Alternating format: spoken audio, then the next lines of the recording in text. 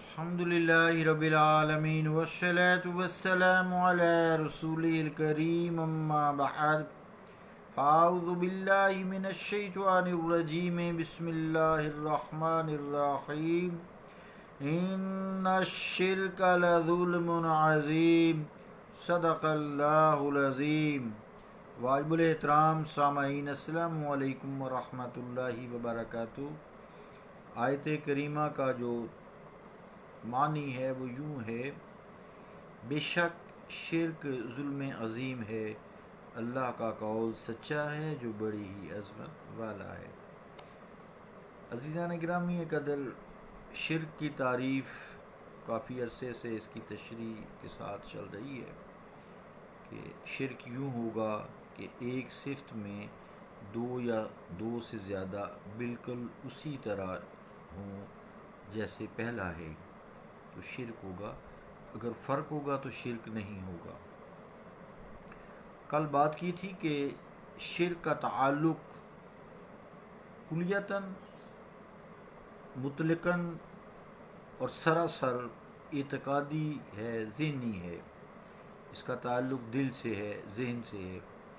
اگر کوئی شخص غیر اللہ میں سے جتنی بھی چیزیں ہیں سوائے اللہ کے سب غیر اللہ ہیں، کسی کو کسی لمحہ، ایک لمحہ کے لیے مستقل متصرف نہیں مانتا، مگر وہ اللہ تعالیٰ کے سوا کسی اور کے آگے تعظیم کی نیت سے اپنی پیشانی رکھ دیا کرتا ہے، تو چونکہ اللہ تعالیٰ کے بارے میں تو اس کا عقیدہ درست ہوا اور وہ صرف اللہ تعالیٰ ہی کو حقیقی متصرف بذات مانتا ہے، لہذا وہ شرک کی شرعی تعریف کے مطابق مشرک نہیں ہوگا لیکن نافرمان ہوگا، فاسق کہہ سکتے ہیں، کیونکہ تعظیمی سجدہ شریعت مصطفیٰ میں منع ہے، مگر غیر اللہ کے سامنے پیشانی رکھنا خواہ بانیت تعظیم ہی کیوں نہ ہو جائز نہیں ہے، درست نہیں ہے، لیکن اس سے شرک نہیں آئے گا۔ ٹھیک ہے، اس سے شرک نہیں آئے گا، چونکہ نیتاً اعتقاداً وہ یہ کہتا ہے کہ اللہ تعالیٰ کے علاوہ متصرف بذات کوئی نہیں ہے، کوئی حقیقی کارساز نہیں ہے، کوئی حقیقی مددگار نہیں ہے، کوئی حقیقی دستگیر نہیں ہے، تو اس لیے وہ نافرمانی میں تو آئے گا کہ اس نے سجدہ تعظیمی کر دیا ہے، حقیقی سجدہ صرف اللہ ہی کو ہے، یہ اس کے دل میں بات اگر یہی ہے تو وہ مشرک کے زمرے میں نہیں آتا، مگر اس کو ہم کہیں گے یہ جائز نہیں ہے، اس نے ناجائز کام کیا ہے، اور پیغمبر مصطفیٰ علیہ الصلوۃ والسلام نے صراحتاً منع کیا ہے، اس وجہ سے چونکہ سخت منع ہے، یہ گناہ ہے، کیونکہ ایسا کرنے سے جو دوسرے دیکھنے والے ذہن ہیں ان میں شرک کا شک پیدا ہو جاتا ہے، اور پھر رفتہ رفتہ دروازہ جواز مکمل کھل سکتا ہے۔ اس لیے شریعت مطہرہ نے اس کی اجازت نہیں دی کہ کسی شخص کو، کسی شخصیت کو تعظیمی سجدہ کیا جائے۔ ہم نماز جنازہ کے طرز ادائیگی سے احتیاط کا مثال دے کر اندازہ لگایا جا سکتا ہے، حالانکہ اس نماز میں سب لوگ بارگاہ ایزدی میں دست بستہ کھڑے ہوتے ہیں اور مخاطب بھی ان کی ذات باری تعالی ہوتی ہے، میت نہیں ہوتی۔ میت بے شک آگے رکھی ہوتی ہے، لیکن ذہن میں باری تعالیٰ اللہ رب العالمین کی عبادت ہوتی ہے، کیونکہ جنازہ بھی نماز جنازہ ہے نا، عبادت ہی ہے۔ اگر نماز جنازہ میں سجدہ کی چھوٹ دی جائے کہ بھی ٹھیک ہے سجدہ کر لیا کرو،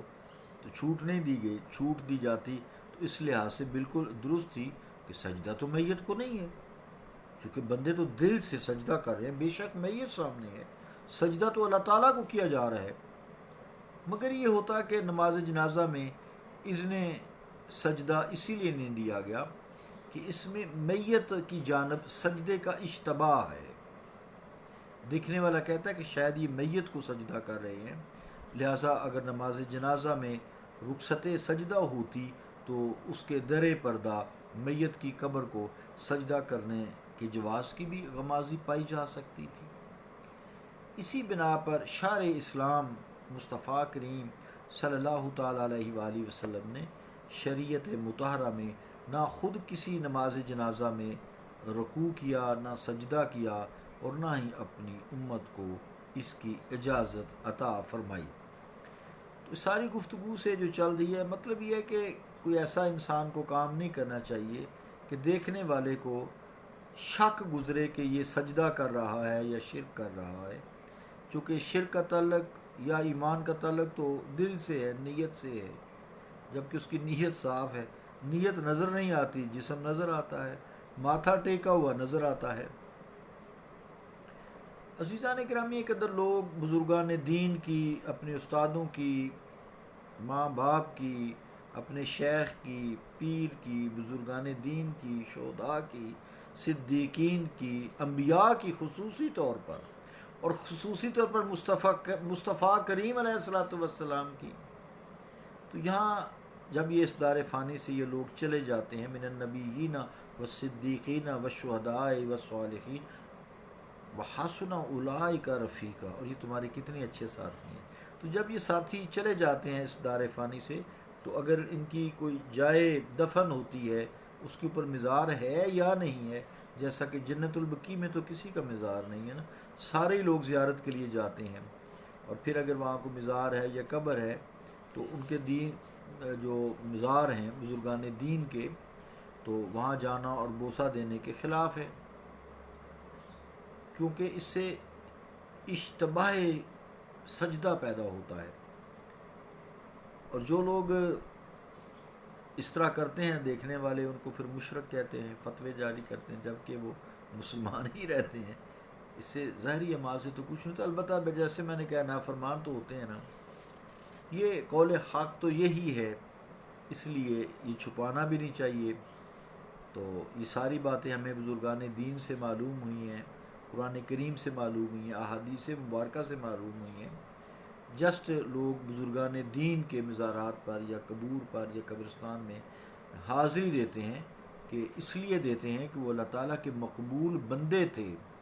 اور اللہ رب العالمین کے چونکہ قریبی تھے، اللہ تعالیٰ نے انہیں کہا لا ان اولیاء اللہ لا خوف علیہم ولا هم یحزنون۔ تو اس زمرے کے حوالے سے، اس حسن ظن کی وجہ سے اللہ تعالیٰ سے دعا کرتے ہیں کہ یا رب العالمین ان کے طفیل ہماری بخشش بھی ہو جائے،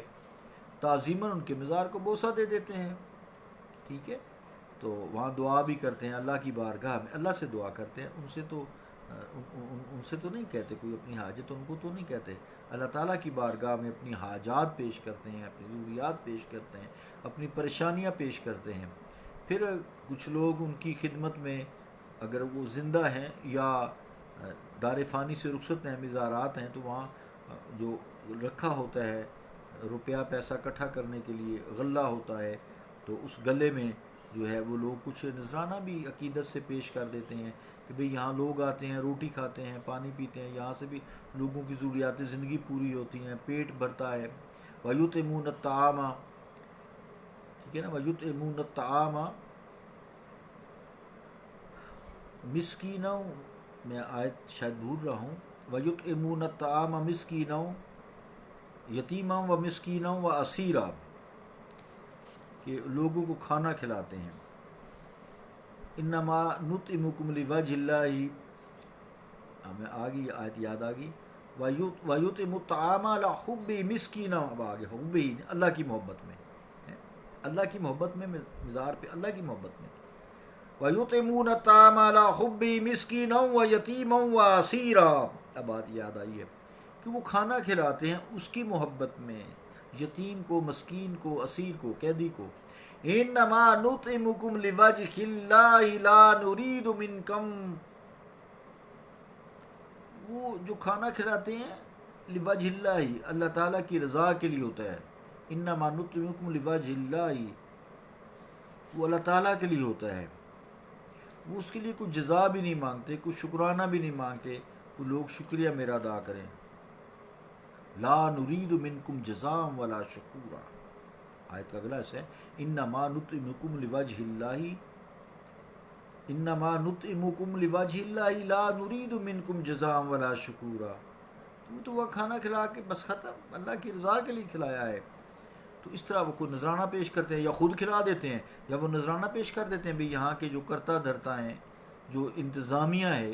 وہ لنگر چلائے گی، کھانا کھلائے گی، تو اس میں تو کوئی ایسی قباحت کی بات نہیں ہے،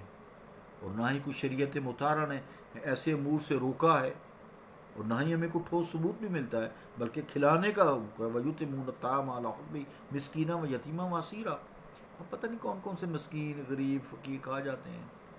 اور ہمیں پتہ بھی نہیں ہوتا۔ اور دنیا میں اگر ہم واقف کو دیتے ہیں تو یہ امید ہوتی ہے کہ اس کی شادی پہ گئے ہیں، مرگ پہ ہم نے دیکھ پکا دی، یہ کر دیے، تو یہ واپس بھی کرے گا، ہمارے وقت آئے گا تو یہ بھی کرے گا۔ تو اس میں تو انما نرید انما نطعمکم لوجہ اللہ، یہاں تو بالکل اللہ تعالیٰ کی رضا کے لیے، تو وہ خواہش بھی نہیں رکھتے جزا کی یا شکر کی، تو ہم پتہ نہیں ہوتا کون کھا رہا ہے۔ تو بہرحال مشائخ کے مزارات کو بوسہ دینا یہ قبر پرستی کو نہیں ہوتی، ٹھیک ہے، نہیں دینا چاہیے، مانتے ہیں یہ بات، ہم نہیں دینا چاہیے، لیکن کیا کریں، لوگ محبت اتنی کرتے ہیں، ان سے کچھ پایا ہوتا ہے، کم از کم دلی سکون پایا ہوتا ہے، ان کا ہاتھ چومنے سے دلی سکون مل جاتا ہے، اور کیا چاہیے۔ لوگ کتنی کتنی نائٹ پلز کھاتے ہیں، جو نیند کی دوائیاں کھاتے ہیں، وہ رات کو گولی کھا لیتے ہیں، نائٹ پلز، نیند کی دوائیاں جو ہیں، اینگزیولیٹک کھاتے ہیں، اللہ معاف فرمائے۔ کسی شے کا پوجنا اور عبادت کرنا اور فعل ہے، اور اس کی تعظیم و تکریم کرنا ایک دوسری بات ہے، یہ بات یاد رکھیں، عبادت اور چیز ہے، کسی چیز کا پوجنا اور چیز ہے، کسی کی عزت کرنا، تکریم کرنا، تعظیم کرنا، اخلاق سے بات کرنا، یہ اور چیز ہے۔ تو ایسے مقدس مقامات ہوتے ہیں، تو یقیناً خدا گواہ ہے، اس مقصد کے لیے تو کوئی بھی نہیں جاتا، کوئی پرستش نہیں کرتا، اور نہ ہی کسی کو قبر والے کو کوئی شخص مستقل تصرف بذات سمجھتا ہے، کوئی بھی نہیں سمجھتا۔ تو وہاں تو اللہ تعالیٰ کی بارگاہ میں یہ امید لگا کے انسان جاتا ہے کہ یہ برگزیدہ لوگ ہیں، تیری بارگاہ میں یا اللہ برگزیدہ ہیں، ہم پہ رحم فرما، ان پہ بھی تو نے رحم فرمایا ہے۔ تو بہرحال کافی گفتگو ہو گئی، ٹائم بہت زیادہ ہو گیا، انشاءاللہ تعالیٰ ہم خانہ کعبہ کی کل بات کریں گے، پھر اس کے بعد دیوار کعبہ جو ہے مسجود لہو ہے یا مسجود الیہ ہے، تو انشاءاللہ تعالیٰ وہ آج تک شرک کی سمجھ آ جائے تو سارا کچھ سمجھ آ جاتا ہے۔ صلی اللہ تعالیٰ علی رسول خیر خلقہ محمد وعلی آلہ وصحبہ اجمعین برحمتک یا ارحم الراحمین۔